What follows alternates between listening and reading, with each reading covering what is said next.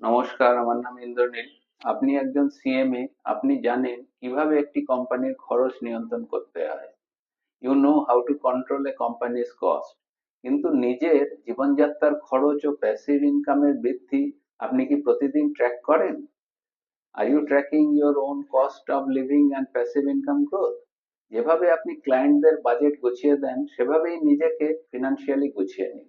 ব্যক্তিগত budgeting, personal budgeting, investment, ROI analysis, retirement corpus planning.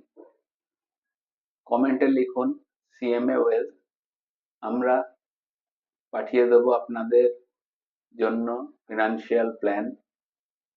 ধন্যবাদ, নমস্কার, ভালো থাকবেন। বিশদ কিছু জানার জন্য আমাদের লিংক কপি করুন। সকলে ভালো থাকবেন।